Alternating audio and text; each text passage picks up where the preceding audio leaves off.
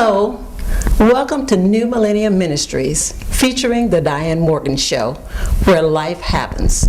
There are two types of people in this world, those that make life happen and those that let life happen. This show is all about people who make life happen. Statistics show that more than 50% of first-time marriages end in divorce. Today's show is talking about blended families. So many times people get to marry again, and this time hopefully do it right. However, those marriages often come with challenges as well as the joys it brings with new marriages. Many times those challenges involve the families that they bring into these relationships. Whether the family is children, the families might be mothers and fathers, the families might be the ex-wife or the ex-husband. So today my guest will talk about what it's like to have to blend these new families together. My guest will introduce themselves, and I'll start from the right. My name is Carla Jeter. My husband's name is Alvin Jeter. We met when I joined the first church upon moving to Memphis. We married a year after dating. Thank you, Carla. Can you tell us how he proposed to you? Actually, it was a mutual decision. So we decided that we wanted to do things and honor it in God's way, and we were married a year after dating. Thank you. I like that. You waited a while. Now my next guest. Good afternoon. My name is Kate Gray. My husband is Mr. James E. Gray Jr. And we met during the summer of 1994 when he ran for the sheriff's office of Shelby County. Mrs. Gray, can you tell us how your husband proposed to you? God, that was unique. For those of you who are a little curious about me, my parents were deaf. My mother and father were both deaf. And because of their deafness, out of 6 kids, we had to learn how to sign language. Where James was very intrigued by the sign language, and he had made up in his mind that he was going to propose to me in sign language. So what he did, he learned how to do sign language and actually asked for my hand in marriage in sign language. So my father was very impressed that he took the time to learn sign language. Wow, that is really romantic. Now, let's find out some things about blending families together now that you've been proposed to and got married. First thing I want to know is, tell me about the first discussion about children. How many children you have, how many children your husband have, and when did you all first talk about when you would meet each other's children? Well, I have 2 natural children, and I have a stepdaughter from a previous relationship that was very involved in my life. He has 1 daughter from a previous marriage as well. And it was important to me because I was very reluctant to bring anyone around my children, so it was a first date discussion for us to talk about the children. Very good. We do have to be very careful who we introduce our children to and when we introduce them.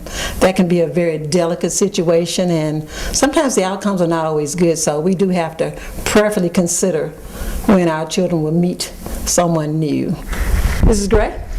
I actually have 3 children by birth and 6 stepchildren, ages ranging from 38 all the way down to 19. And actually, we discussed children while we were friends, and that's how our relationship initially started out, as friends.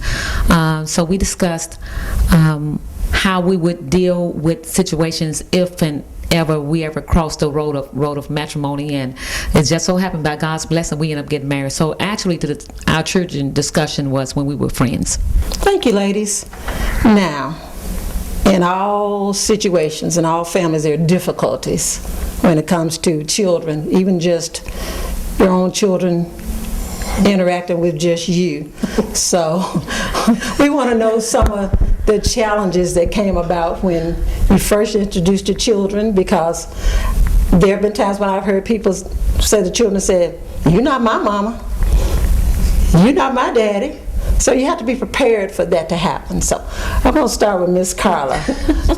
Tell us about some of the challenges you all face with introducing your children and becoming blended.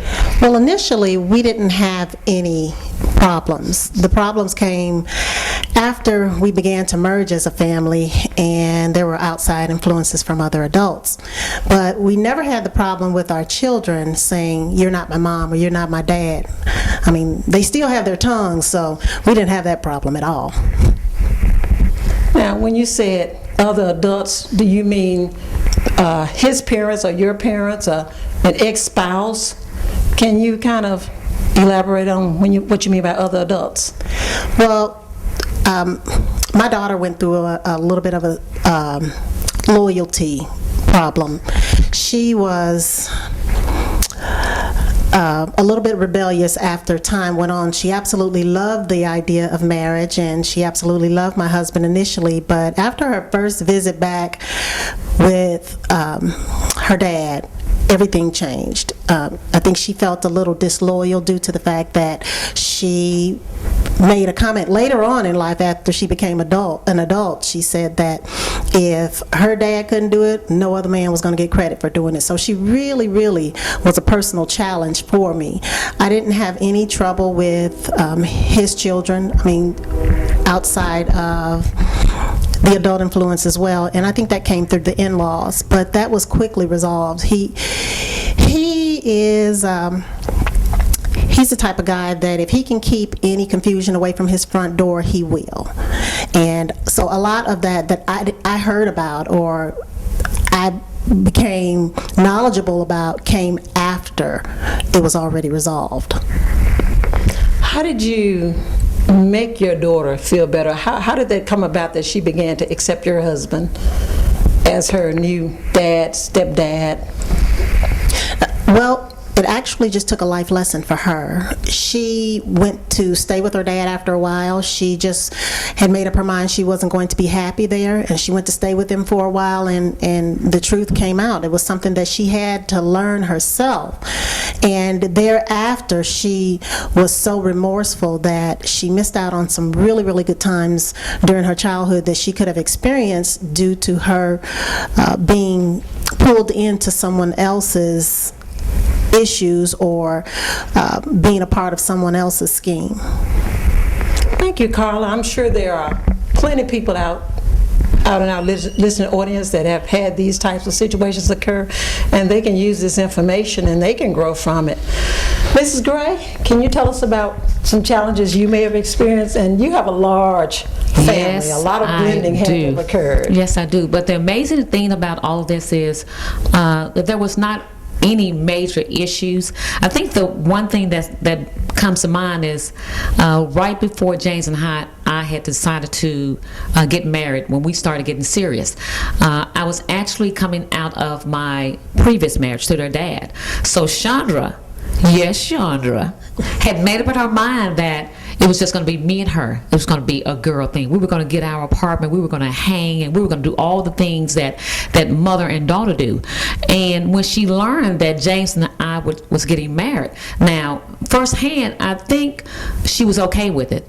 But I think as the months went on, the preparation of getting married and all that finally came to reality, I think things changed. As a matter of fact, they did change because she became a little bit timid about this new person in her life, and became a little rebellious also. And I could co-sign with Carla, became a little rebellious, not in a bad way, but just because this new individual was in her life. So she didn't know how to react in it. So there was a lot of head bumping between her and this new individual in her life. But with the boys are pretty good. As a matter of fact, the other 6 were also, they were well too. Now, I didn't hear anything, but as far as I know, everything was well. Thank you. Now, here's the question that I know the listening audience wants to know. We're going to start with Miss Carla over here. The ex-wife or the ex-husband, did that play any role in any problems that this new blended family was experiencing? Well, Diann, I didn't hear anything about his ex. I never had any problems with his ex, but of course, his ex is 600 miles away, so that makes things a little bit easier, as was my ex in another direction, but my children went to visit quite often, so that became a little bit more of a problem for us because again, as I said, my daughter went through her rebellious stage, and she was just adamant that she was not going to accept him completely. Now, she spoke well of him all the time. She admired his relationship and his commitment to me, but she just could not get over the barrier of feeling disloyal to her father herself. So that took a little bit of time, and as I said before, it took her to get through her adult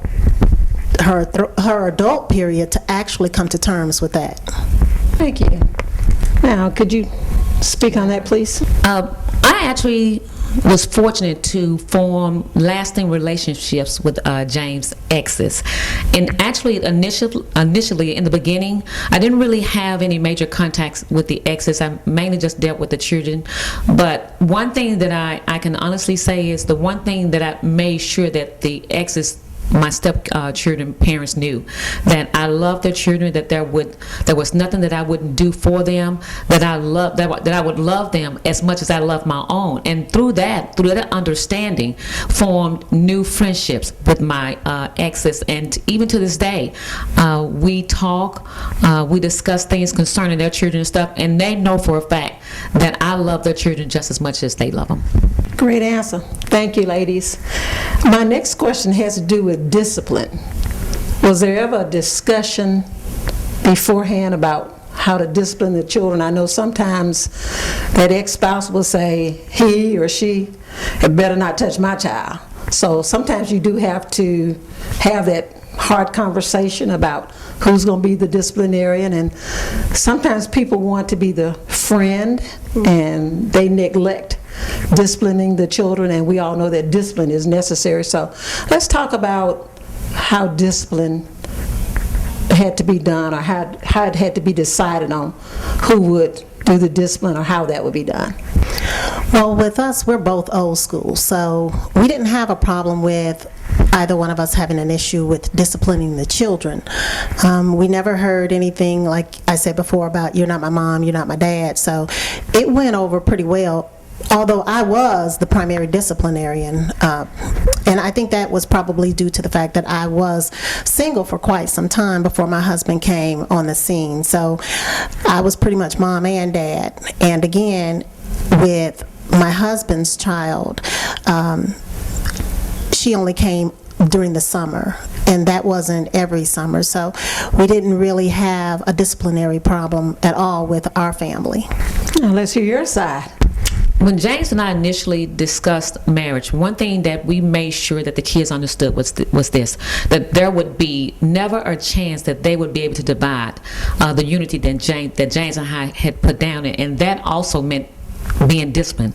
Now, as far as I know, we've never had a problem or a situation that caused a rift between James and I when it came to either him disciplining my kids or vice versa, which actually made the relationship and made the family intact, because they understood that there was nothing that they could do or say to break the bond between James and I. And because of that, we gained the respect of all of our children, and they gained the respect of us, to hear, to listen, to be there for them. It wasn't a situation where I did more for mine or he did more for them. It was equal all the way across the board. And I can say this even in this year of 2013, it still holds true because of what we initially laid down in the beginning. Thank you, ladies. Now that you all have entered these blended marriages, sometimes the ex just cannot let go. And when I say the ex, I mean the ex-wife or the ex-husband just still haven't realized their new boundaries. And occasionally that spouse may bring some baggage along. So have either one of you experienced where the present spouse has some baggage because the ex-spouse just won't let go, just won't move on? No, I can't say that I had any issue with my ex or with his. We didn't have that problem at all with the exes giving us any kind of pressure outside, again, of what my daughter encountered. But I never had the problem of my ex trying to get alone time with me or anything like that. That's one thing that I made sure that there was no blurred lines when it came to my commitment to my husband and what our relationship stood for. So we didn't have that problem in any way. Well, that's good to know, because that's not the case with everybody. Many times they have to lay down the law, they have to establish boundaries, they have to let the ex know that they are indeed ex. And many of you have seen television shows or even real life situations where people just don't realize that it's over. So let's see what you have to say. Actually, I formed a relationship with my stepchildren, God, and it cringes me to even say stepchildren, because all of them are my baby, all 9 of them. But initially, I had already established relationships with my stepchildren. So in that facet, the mothers already knew my love for them. There was no case or situation where any of his exes tried to get back in the picture or tried to pull strings or whatever the case may be. So everything in that fact, everything was pretty good. No problem. No baby mama drama. Well, great. You all give new life and new hope to people who are planning to remarry and merge families together, because it seems like you all have had a relatively easy time. I have another question for you. How do you deal with holidays when you celebrate them with your blended families, when it comes to birthdays, Christmas, funerals, whatever the holiday is? For some blended families, that's just not something that can happen. It creates a fight or a fuss or something. So I want to know how you all manage to do that with your blended situations. Well, we actually have a really, really good time during the holidays. I am kind of the hostess for my family in many cases. But we pretty much do everything together unless one of us can't make it for some reason, or if we have some kind of conflicting engagement. But for the most part, we do everything together. And as I said, I host most of the time with my family, and his family is always welcome. We never actually have a situation where we're parting families or we're having to decide which family that we're going to spend time with. So everything always works out well. Thank you. That's a great. Oh, these blended families out there in the audience are just going to be like, wow, I can't wait to become a blended family. Kate? With my family being actually a very large family, there are actually only a few times that I can remember that we were all actually together, because my 3 oldest have their mom, and then the other 6 have their mom. So for the most part, we have not actually gotten together as an entire family for quite a long time. And then also, my husband is serving in the military. He is in Port-au-Prince, Haiti, so it makes it kind of hard for him to come home on holidays and birthdays and special occasions. But when we do get together, it's a wonderful time. The sisters and the siblings and brothers get together and they laugh and have a good time. And then it's also a good time for them to also get together with their cousins and their nieces and nephews. So for the most part, when we do get together and when we're able to get together, we have a wonderful time. Thank you, ladies. You really, really give this world hope for blending families together, especially since we know that the divorce rate is trending higher. So we know that the remarriage rate will do the same. So that just increases the opportunity that people will have to blend families together. So I believe you've given them a lot of food for thought on how this can work and become an awesome experience of putting families back together again. And I can add one more thing, Diann, that with my husband and I, we've been married now for, it'll be 16 years this year, and we have been blessed to never have had an argument. Doesn't mean that I want to hit him over the head sometimes, but through, when we get back to your question about how being a Christian has helped me, it helped me to hold my tongue. Like I said, I can be quite candid, but it helped me to do things intact and in the right way instead of off the sleeve of every emotion. And in that, as I said, that we've been blessed to have a practically 16-year marriage and never have had an argument, not even when the children were going through their thing. That's awesome. My next question is, how has being a Christian helped you blend these families together? Well, I have to say, anyone who knows me knows that I'm a little rough around the edges. I'm rather candid when I'm communicating myself, and many times, so I have to constantly be prayerful about myself. And the one thing that I thank God for my church home, because one of the things that I always used as a foundation is to check myself, before I go to checking someone else. But being a Christian has definitely helped me in the facet of me wanting to do things properly according to God's will, not according to what anyone else says, not according to a history or baggage that I may have brought into my new relationship. I honestly wanted to be pleasing to God. So I often referred and I often prayed, because it wasn't easy. It wasn't easy at all initially when we were going through a little bit of the turbulence with the children and some of the financial things of blending the finances and all those other things. So I definitely had to have a relationship with God just to stay focused. Thank you.